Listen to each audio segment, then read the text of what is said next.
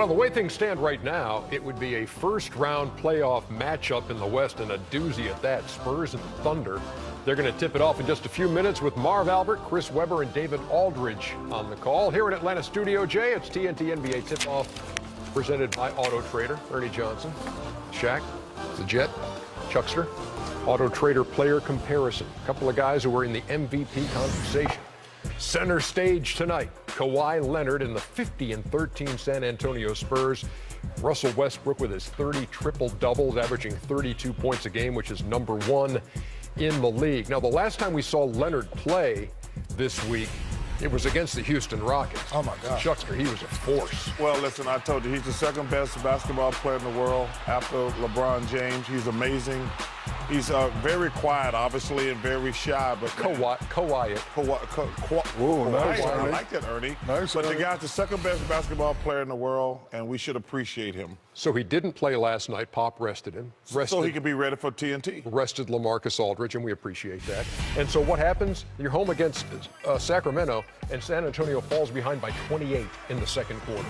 Yeah, Sacramento, they came out with a lot of energy, but, they just lost the focus. I was actually watching the game, and I saw Popovich just rip them in the timeout, and then after that, especially coming back from halftime, they played with a lot of energy. Yeah, they outscored them 66-41 in the second half and shot 57% in the second half. So down 28, they win by 10. Confidence is such a big thing. And it was huge, Jet, because while they're pulling this comeback off without Kawhi and without Aldridge, Golden State was losing to Boston. I watched that game last night. That was a butt kicking. One game on the loss side is the difference between Golden State and San Antonio, head-to-head in San Antonio this Saturday night. Well, let's start before we go to Golden State. Let's recognize that the Boston Celtics are for real. Let's stop saying that they are not really maybe the second best team in the East. They are the second best team in the East. They have the second best. You don't want to hear about Toronto. You don't want to hear about Washington. They are the second best team in the East with the second best player in the East in Isaiah Thomas. There's no one who was playing better than him individually in the Eastern Conference. I don't believe, and they are for real.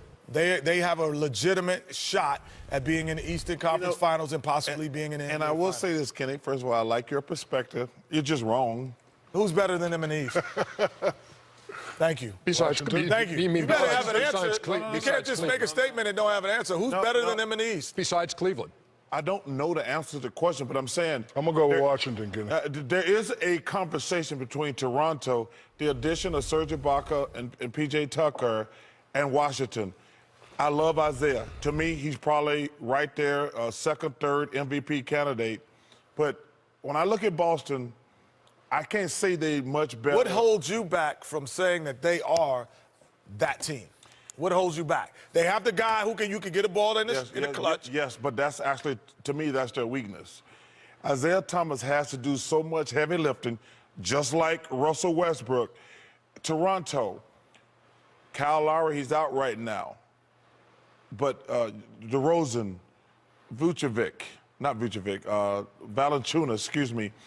Washington, Wall, Beal, Morris, Gortat. Bogdanovich. Nice pickup, Bogdanovich. Yeah.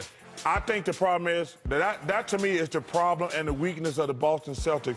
Isaiah Thomas has to make every important basket, or that to me is the weakness of the Boston Celtics. You brought up Russell Westbrook. You mentioned him. Shaq, you heard what he said about Westbrook last week, that he needs to take a step back, that he's doing too much. Do you agree with that stance on what Westbrook has brought to the table this year with No. 30 triple-doubles? No, I do not agree with Chuck. My first couple years here, our only beef with Westbrook was he shot the ball too much. You need to get guys involved. You ask him to get guys involved, he's been doing that. Triple-double, saying it. He's a guard, but, he's the only guy, that's a guard that's in the top 10 in rebounding. He's scoring. He's also doing heavy lifting, but he's getting people involved. And he's the only star on the team, so, he's similar to Isaiah. He has to do that, but everything we've asked this kid to do, he's doing it, and that's why he's averaging all these triple-doubles. I would say this, Ernie. Do you agree with me, Kenny, or you disagree when I said last week? Man. So you want him to get, I have to disagree 15 with you. assists rather than 11? You know why I got to disagree?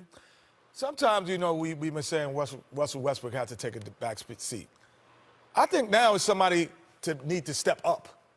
then somebody has to say, I'm going to be The a other better guy. basketball player. I'm going to take more responsibility, and I'm going to take it on myself to do that. And I don't know if it's Adams, if it's Cantor, if it's Oladipo, but somebody has to say, I'm going to be the guy. When you pitch a ball ahead to be Russell Westbrook, you know what? I'm not looking for you.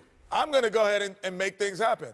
I just know that great teams that Shaquille, yourself, myself have played on, at times Guy would say, I'm not looking for Shaq.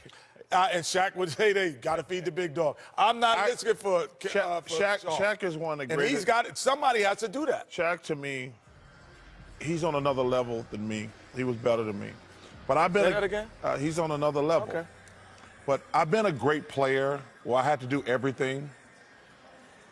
And you can't do it.